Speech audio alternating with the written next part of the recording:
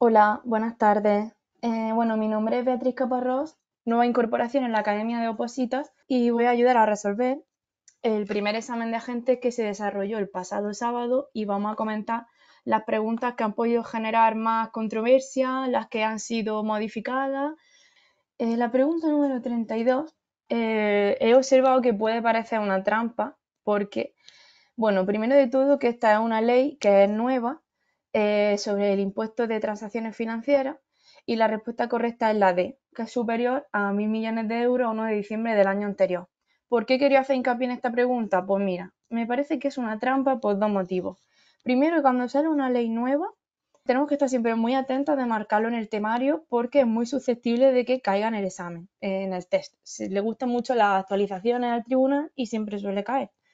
Y luego, por otro lado, ¿por qué pienso que es una trampa? Porque la respuesta correcta es la D, pero el resto de preguntas a simple vista parecen el resto de respuestas parecen muy similares y tenemos que tener súper bien estudiadas las cantidades y las fechas. O sea, en esta oposición es súper importante llevarlo bien memorizado para no perder tiempo en cuestiones como esta. Entonces aquí, al llevar bien estudiado que son 1.000 millones de euros y que es el 1 de diciembre, no perderíamos tiempo en pensar, ay, era 31 o era 1.000 millones o era 100, no. Esto hay que llevarlo bien machacado al examen. Por eso he dicho que es trampa por el símil de las respuestas, ¿vale? Luego, la pregunta número 42, pues también he considerado precisa de observar, ya que no sé si habéis visto las plantillas que han colgado la agencia tributaria, ha habido 4 preguntas en las que se ha marcado mal la respuesta correcta. En este caso, en la pregunta número 42, la plantilla oficial, bueno, es provisional, pero marca como correcta la número A, pero no está bien. La respuesta correcta es la C, ya que, según dice la pregunta, la expedición de factura rectificativa deberá de efectuarse tan pronto como el obligado a expedirla tenga constancia de las circunstancias que obligan a su expedición, siempre que, y vamos, no tiene más vuelta de historia porque esto es teoría pura y dura, es de la ley del IVA y pone claramente en el temario, y tanto en la ley como en el temario, que es siempre que hubiesen transcurrido 4 años. Y ya está, simplemente no sé por qué se ha marcado mal en el cuestionario, en la plantilla oficial, pero si os lo habéis estudiado podéis saber que era la. Luego la pregunta 43, también he podido observar que marca como correcta la C, cuando la correcta es la A. Aquí estamos en la Ley General Tributaria, artículo 104, uno de los artículos más importantes, y simplemente tenemos que ver que dice, señala la afirmación correcta.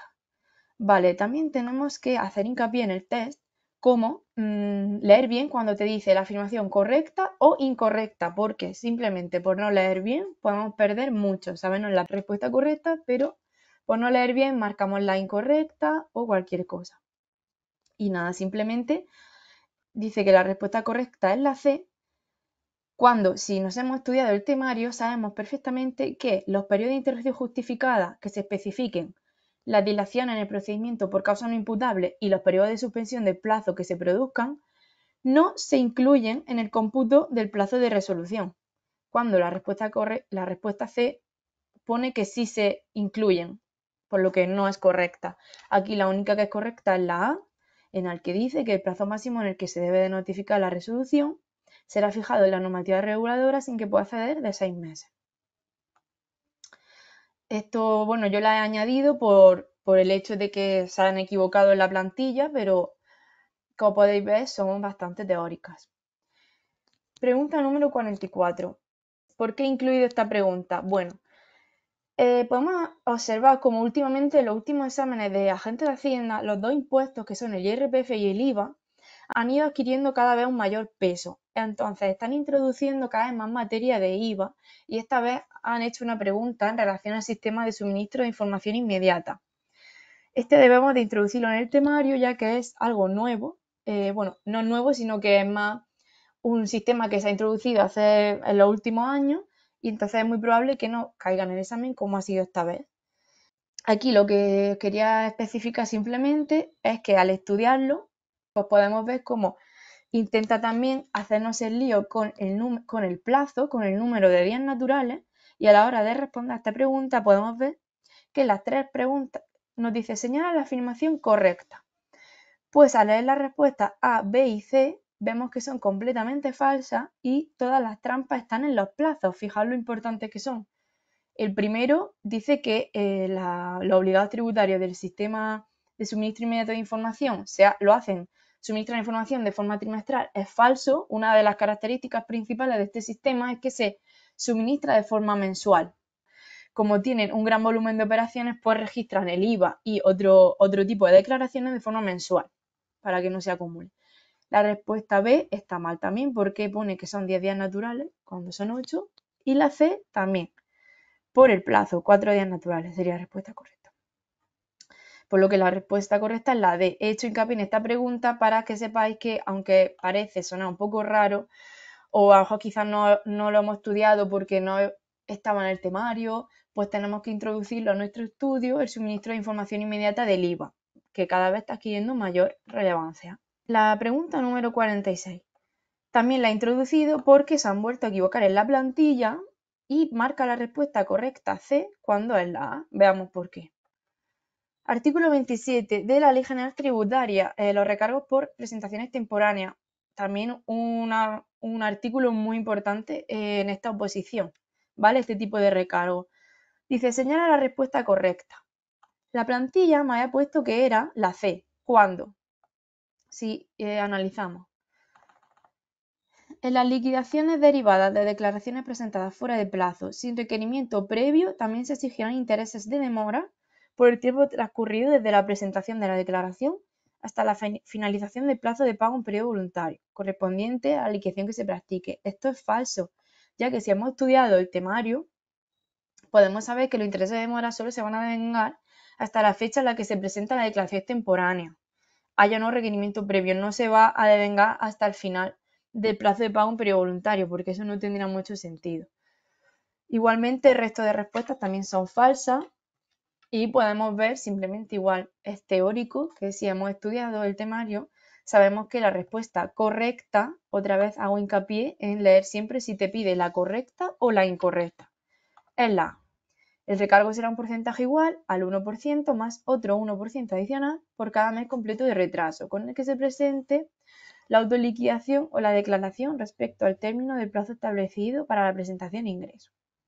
Pues nada, simplemente quería comentar el hecho de que se han equivocado bastantes veces marcando la pregunta correcta en la plantilla provisional. No sé por qué ha ocurrido esto, y más cuando son meramente teóricas, ¿vale? Y creo que la pregunta número 47, era la última que yo tenía marcado que se habían equivocado. Vamos a verla. La pregunta 47 va en relación al artículo 128 del REGAT, también muy importante. Señala la afirmación correcta. La respuesta correcta que marcaba la plantilla, que no lo es la A. Veamos qué dice la respuesta A. El procedimiento finalizará siempre mediante resolución en la que se acordará o no la rectificación de la autoliquidación, que deberá ser motivado cuando sea denegatorio o cuando la rectificación acordada no coincida con la solicitada por el interesado. Esta respuesta es muy curiosa porque si nosotros leemos el temario, que hace referencia a la ley, dice prácticamente lo mismo que hay aquí, pero no mete la palabra siempre. Y aquí, en los tipos test, tenemos que tener en cuenta que el tribunal suele ser muy purista y se ajusta mucho a la literalidad de la ley. Por lo que si aquí dice siempre, ya no es correcta, es falsa, ya que según el temario, o sea, lo que hemos visto en el temario, no pone siempre. Tenemos que tener en cuenta que las palabras, como he puesto aquí, las expresiones siempre, nunca, en este caso, son muy excluyentes, o sea, dan lugar a que esa respuesta probablemente no sea la correcta. Por lo que luego, pues, por el resto, la respuesta, tanto la B como la C son falsas porque juegan también con el plazo. Dicen el plazo máximo para notificar la resolución será de 3 meses. Falso. Es de 6 meses. Y luego el B, lo mismo, será de 12 meses. Falso, son 6 meses. Con lo que aquí B y D van fuera por el plazo, la A también la debemos excluir por el siempre y la C es la correcta, ¿vale? Tal y como aparece en el temario. Creo que hasta aquí no hay nada más que objetar. Pregunta número 48. ¿Por qué he introducido esta pregunta? Bueno, esta pregunta va sobre el artículo 137 del REGAL sobre un procedimiento que es el procedimiento de reconocimiento de beneficios fiscales de carácter rogado. Este procedimiento, como he puesto en las observaciones, puede parecer un poco raro porque no es tan usual como un procedimiento de verificación de datos o un procedimiento de comprobación limitada. Es un procedimiento que está ahí, pero quizá no es tan frecuente verlo ni en el test ni en los supuestos prácticos, pero está ahí y puede caer, por lo que tenemos que estudiárnoslo todo. Entonces, pues esta pregunta en sí no tiene mucha complicación porque también es muy teórica, ¿vale? Es un procedimiento donde el artículo menciona todos los pasos a seguir y la pregunta era bastante teórica, pero muy probable que quizá no se le haya dado la importancia que tiene y gente que no la haya estudiado, entonces tenéis que darle la importancia que tiene, al igual que el resto de procedimientos, ¿vale? Fijaros cómo aquí juega también con señala cuál es la incorrecta. Mucho cuidado, ahora tenemos que detectar todas las que son falsas para ir descartando y quedarnos con la que es falsa, con la incorrecta. Si queréis podemos analizar, porque como es un procedimiento diferente, los obligados tributarios deberán comunicar al órgano que reconoció la procedencia del beneficio fiscal cualquier modificación relevante de las condiciones o requisito exigible, verdadero. Obviamente, si tú tienes un beneficio fiscal y alguna de las condiciones que son determinantes de la obtención de dicho beneficio ha cambiado, por la cual puede que se te revoque ese beneficio, debes de comunicarlo. B. El incumplimiento de los requisitos exigidos para la aplicación del beneficio fiscal determinará la pérdida del derecho a su aplicación desde el momento que establezca la declaración, incluso con efecto retroactivo. Hasta aquí podemos decir que es correcta porque el incumplimiento de los requisitos hace que pierdas el beneficio fiscal, como es lógico, pero no tiene un efecto retroactivo, ¿vale? Por eso ya esta coletilla, por eso es muy importante leer la respuesta entera, ya que con esta coletilla ha cambiado la frase de ser la respuesta de poder ser verdadera a ser falsa. Con lo que aquí ya tendríamos la respuesta incorrecta. Si leemos la C y la D, son totalmente ciertas, forman parte del procedimiento, ¿vale? Ojo con este tipo de procedimientos que no son tan habituales, pero como hemos podido observar, caen en el examen. Puede marcar la diferencia de alguien que lo lleva estudiado y quien no lo lleva. Vamos con la última pregunta antes de pasar al apartado de IRPF, IVA y aduana. Vale. Pregunta número 70. Artículo 212.3. Este artículo pertenece al tema de sanciones. ¿Y qué pasa? Como he dicho, al tribunal le gustan mucho las actualizaciones, ¿vale? Entonces, este artículo, justo este puntito, sufrió una actualización este año.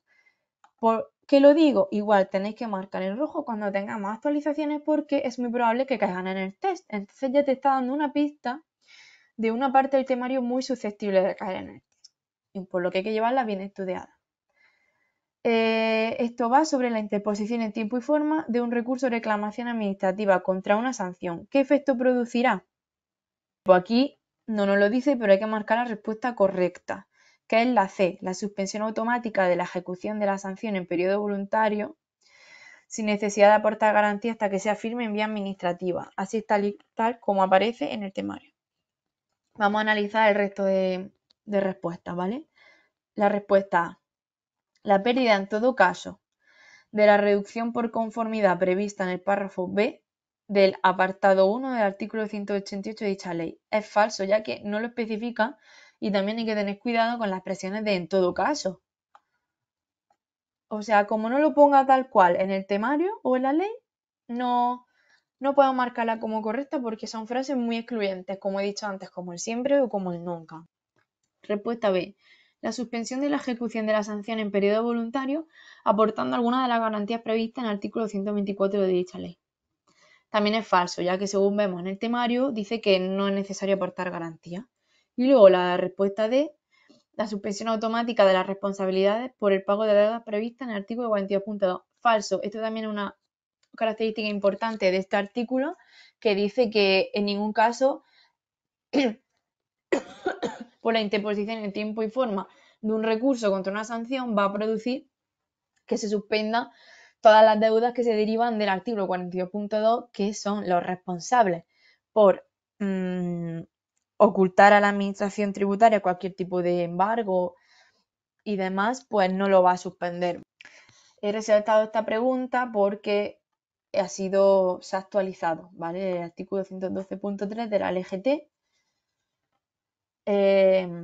debido a la nueva ley que se incorporó el año pasado de la intensificación de actuación en prevención y lucha contra el fraude. Pues nada, hasta aquí.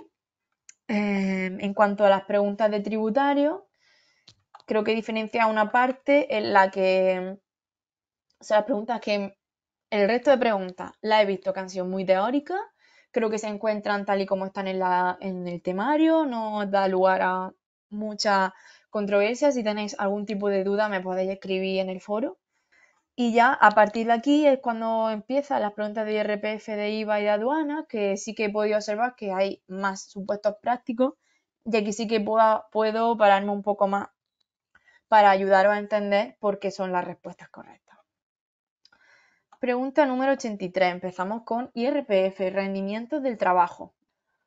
Un contribuyente con una discapacidad reconocida del 33% en el año 2022 únicamente percibió prestaciones por desempleo por importe de 15.000 euros.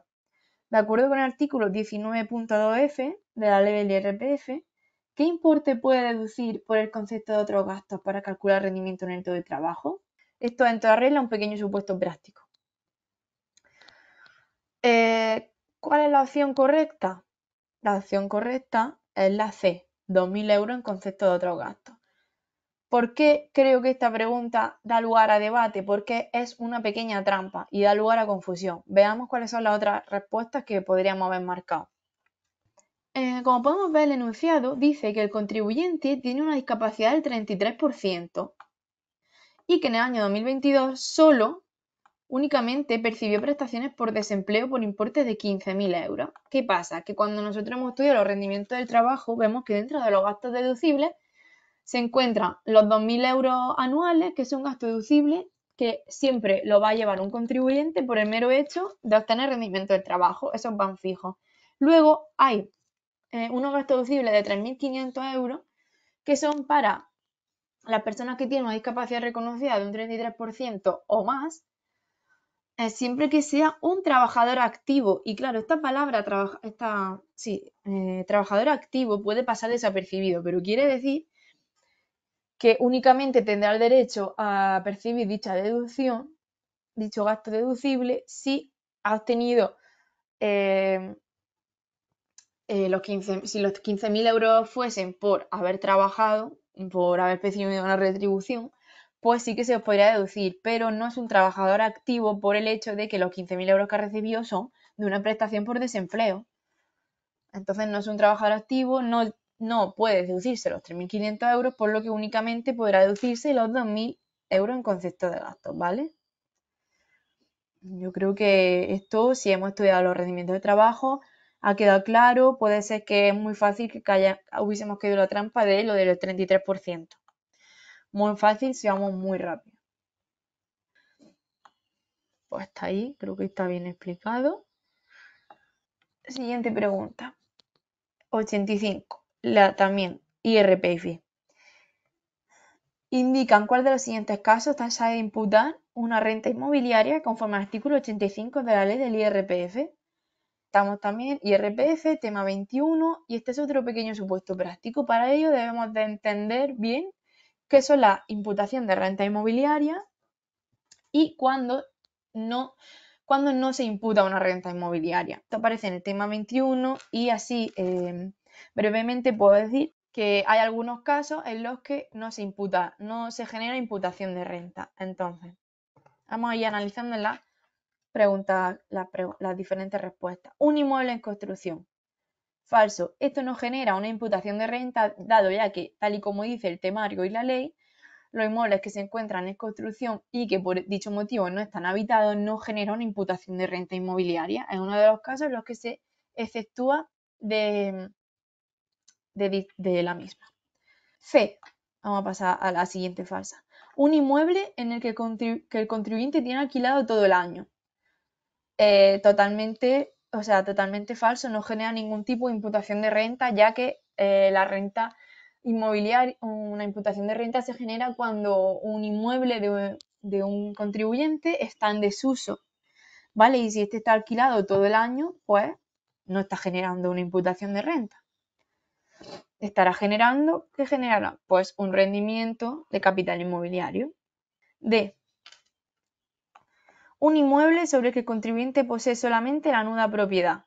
Tampoco, tal y como dice la ley y el temario, cuando existan derechos reales de disfrute, la renta computable a este efecto en el titular del derecho será la que correspondería al propietario. Solamente con la nuda propiedad no genera imputación de renta. Por lo que, ¿cuál es la respuesta correcta? La B. Un inmueble sobre el que el contribuyente posee un derecho de aprovechamiento por turnos de 4 semanas al año. Ojo a lo de 4 semanas al año, ya que, según dice la ley temario, genera imputación de renta porque no procederá a la imputación de renta inmobiliaria a los titulares de derecho de aprovechamiento por turno de bien inmueble cuando su duración no exceda de 2 semanas al año. Es decir, una semana al año no hay imputación de renta. Cuando excede de las 2 semanas, como es este caso que son 4 semanas, pues sí que hay una imputación de renta, ¿vale? También hay que sabérselo bien que imputación de renta, todo tipo de rendimiento, IRPF cada vez está adquiriendo un mayor valor en la oposición. Y imputación de renta bastante importante y hay que saber cómo funciona.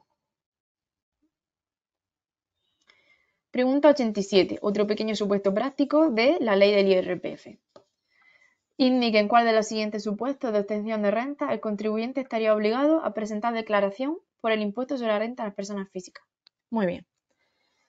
Este supuesto, la pregunta número 87, se basa en el artículo 96, que, este artículo es muy interesante porque normalmente es un poco difícil de comprender, ya que la redacción que aparece en la ley no es precisamente la más adecuada, genera bastante confusión al opositor. Y yo cuando la tuve que estudiar y la mayoría de los opositores se recomienda estudiar con alguna tablita que simplifique la información. Y yo lo voy a explicar cómo hago este tipo de supuestos porque este es uno de los más complicados que te puedes encontrar en un test en cuanto a IRPF, pero veréis que una vez que entendáis el funcionamiento de la tablita y de las normas que forman parte de este artículo, no tiene tanta complicación. Bueno, pues yo estudiaba con una tabla explicativa, ¿vale? Esta tabla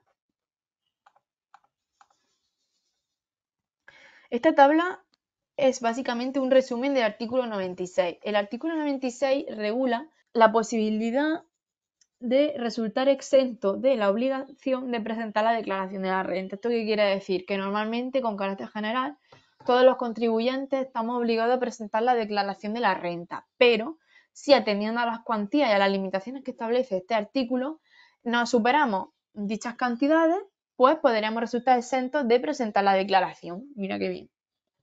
Entonces, este artículo se divide en dos reglas, la regla número 1 y la regla número 2, las cuales son totalmente independientes y la segunda es subsidiaria de la primera. ¿Esto qué quiere decir?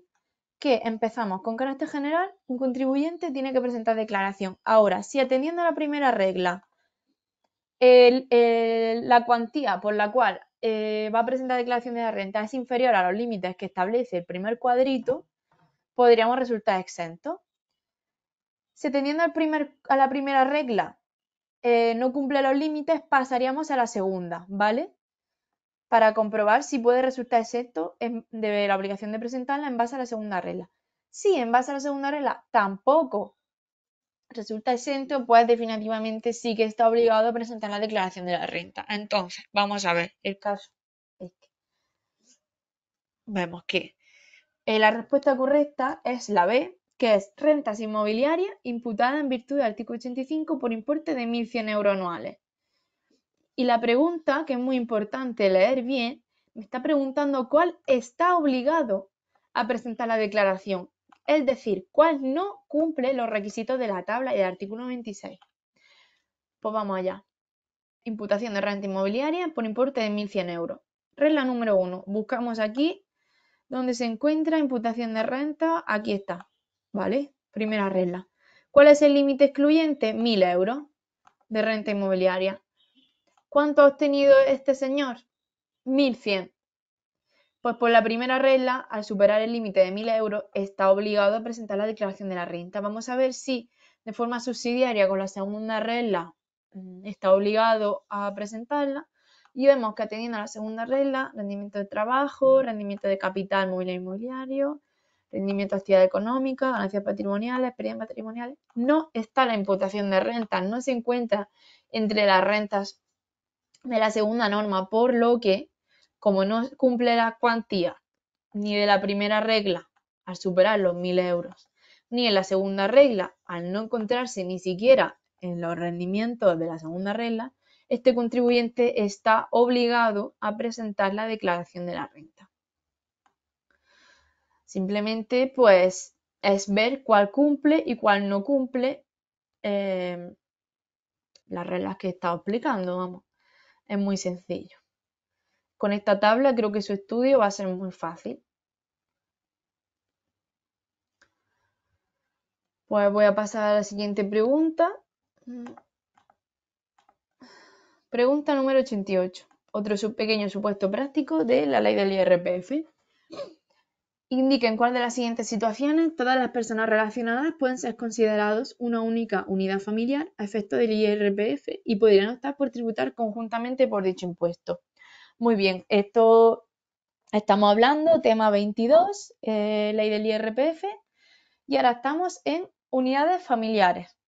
Esto es un concepto que también hay que llevar muy claro al examen porque es muy susceptible que te caiga un mini supuesto de unidad familiar. Muy sencillo también.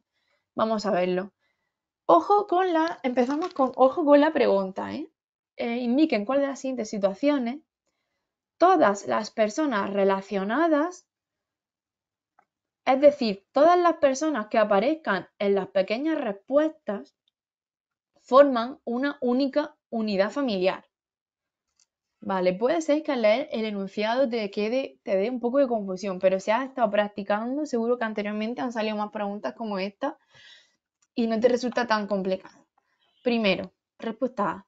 Cónyuges no separados legalmente sin hijos. Muy bien, pues atendiendo al temario, sabemos que un matrimonio formado por dos cónyuges que no se han separado y no tienen hijos pueden formar una unidad familiar, porque son un matrimonio, aunque no tengan hijos, pueden tributar conjuntamente como unidad familiar. Muy bien, pues esta sería la respuesta verdadera. Es que al final, cuando lo sabes, no hay que dar muchas más vueltas. Es de un tipo de unidad familiar del tipo 1. Vamos a ver las demás respuestas porque son falsas. B. Pareja de hecho que convive con un hijo de 15 años. Aquí tenemos tres personas. La pareja, cónyuge 1 y cónyuge 2, y el hijo de 15 años.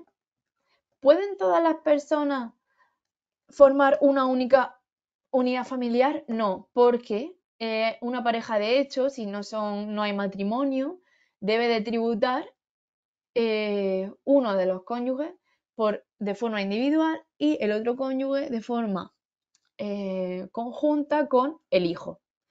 Por ejemplo, el padre solo, por un lado, tributaría de forma individual y por otro lado, la madre con el hijo formaría una unidad familiar. Por lo que ya las tres personas no pueden formar una misma unidad familiar. ¿Vale? Entonces esta es falsa. Respuesta C. Cónyuges no separados legalmente que conviven con una hija de 17 años y una nieta, hija de su hija de 17 años. Vale, pues esta pregunta, si no la has visto antes, también te puede pillar un poco por sorpresa, pero tal y como hemos estudiado en la unidad 22, la unidad familiar solamente son con los descendientes directos, o sea, con hijos y padres, no se incluyen nietos. Entonces, en este caso, o sea, ahora mismo tenemos cónyuge 1, cónyuge 2, la hija 17 años, 3 personas y la nieta 4. Y las 4 personas no pueden formar parte de la misma unidad familiar porque los nietos no se incluyen. Ya está. Respuesta número D. Cónyuge separado que tiene custodia compartida de su hija de 19 años. Pues lo de la custodia compartida también te puede hacer dudar en el examen, pero es más fácil que todo eso. Simplemente mirar que la hija ya es mayor de edad y ya no puede formar parte de la unidad familiar, por lo que tendrían que tributar separadamente de forma individual el cónyuge y de forma individual la hija de 19 años. Esto simplemente también con tener claro las unidades familiares, creo que es una pregunta que se puede sacar bastante bien. Es verdad que lo de la nieta te puede confundir y lo de la custodia compartida, pero no tiene más dificultad, ¿vale? Pues nada, vamos a pasar a la siguiente pregunta. Número 93. Estamos ahora en IVA, un pequeño supuesto práctico del devengo del IVA. Una sociedad limitada va a adquirir un inmueble en Sevilla por importe excluido el IVA de 300.000 euros. La puesta a disposición del inmueble se produce el 15 de febrero de 2023. La puesta a disposición. Importante. El 1 de diciembre de 2022, fecha anterior, se efectuó el pago de 120.000 euros. El 15 de febrero de 2023 se entregan 80.000 euros y el resto se entrega el 1 de julio. Con arreglo a lo señalado en el artículo 75 del IVA, señala el momento del devengo de la operación descrita. Pues esto aparece en el tema 24 y tenemos que diferenciar bien, dependiendo del tipo de operación, cuándo se genera el devengo, porque depende de la operación, los devengos se producen en momentos diferentes, por lo que esto también hay que llevarlo muy bien estudiado porque puede dar lugar a confusión. La respuesta correcta es la B, ya que atendiendo al temario, la operación se devenga en el momento en el que se produce el pago anticipado, que es el 1 de diciembre de 2022 por 120.000 euros. ¿Por qué puede confundir esto un poco trampa? Porque la primera fecha, que es el 15 de febrero de 2023, es posterior a la del 1 de diciembre de 2022. Entonces, al leerlo rápido es muy fácil confundirte con los años. Vale, la primera vez que se efectuó el pago de 120.000 euros fue el 1 de diciembre de 2022 y con ese pago anticipado se produce el devengo de esa cantidad. Con un pago anticipado se devenga la cantidad del pago, es decir, se han devengado 120.000 euros. Y luego el resto, la cantidad restante, se devenga en el momento de la puesta a disposición del bien. Vale, no en el momento en el que se paga el resto, sino cuando se termina de poner a disposición. Esto puede ser bastante lioso, pero simplemente con estudiar el momento en el que se devenga cada uno, creo que es bastante sencillo al final. Vale, vamos a ver la pregunta 95. IVA también. Vemos que el IVA cada vez, parece que no, pero cada vez va cogiendo más peso en la oposición. Un empresario realiza una operación sujeta y no exenta del IVA por un importe de 10.000 euros. En el momento de expedir la factura, no efectúa la repercusión del impuesto. Con arreglo a lo señalado en el artículo 88 del IVA, indique la afirmación correcta. Pues esta pregunta hace alusión a las obligaciones formales que necesita cumplir un empresario para poder deducirse el IVA. Hay varios aspectos, entre ellos el aspecto temporal, y es que si no ejercita el derecho de hacerte una deducción del IVA antes de que haya transcurrido un año desde la fecha del devengo, puedes perder el derecho a deducirte esta cantidad, por lo que la respuesta correcta es la B. Se perderá el derecho a la repercusión cuando haya transcurrido un año desde la fecha del devengo. Las tres respuestas son falsas, ya que A. Podrá efectuar la repercusión en cualquier momento. No, en cualquier momento no. Ya hemos dicho que aquí hay un límite temporal, ¿vale? Una vez que haya transcurrido un año de la fecha del devengo, ya no puede hacerlo. Respuesta C. Una vez pedida la factura sin efectuar la repercusión del IVA, perderá el derecho a la repercusión. No es cierto, porque el límite temporal nos dice que no es que haya, o sea, no pierde derecho por expedir la factura sin hacer la repercusión del IVA, sino temporalmente cuando haya transcurrido un año, si no lo ha hecho, pues sí que pierde el derecho, pero puede hacer la repercusión unos meses después de haber pedido la factura, ¿vale? Siempre que no cruce, no supere este límite temporal de un año. Y la respuesta D, pues, es falsa porque dice, podrá efectuar la repercusión siempre que interponga una reclamación económica administrativa. Pues no, esto siempre que no es cierto porque hay un límite temporal y aquí no indica ninguno, simplemente dice, ¿podrá efectuar la repercusión siempre que interponga una reclamación? Pues no, es que simplemente es falsa. No tengo nada más que objetar aquí. Ve aquí un año de la fecha del devengo, hay que agarrarse al límite temporal, que es una de las obligaciones formales. Vale. Y creo que estamos llegando ya al final. La última pregunta.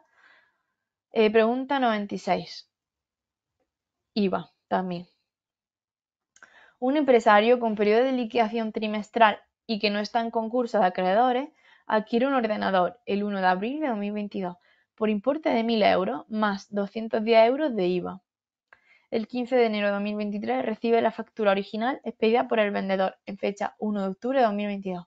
Con arreglo dispuesto en el artículo 99 de la Ley del IVA, ¿cuándo podrá ejercitar el derecho a la deducción de la cuota soportada deducible en la operación descrita? Este otro pequeño supuesto práctico.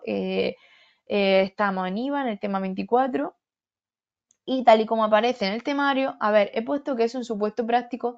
Realmente es teórico, pero le quería hacer una observación porque es IVA y bueno, porque al final el IVA sí que siempre da un poco de miedo porque es un impuesto que puede parecer más complicado o que no se ha hondado mucho durante su estudio, pero simplemente estudiando la teoría y haciendo algunas preguntas tipo test es que no tiene nada más allá, porque se estudian algunos aspectos, tampoco en agentes se profundiza en demasía.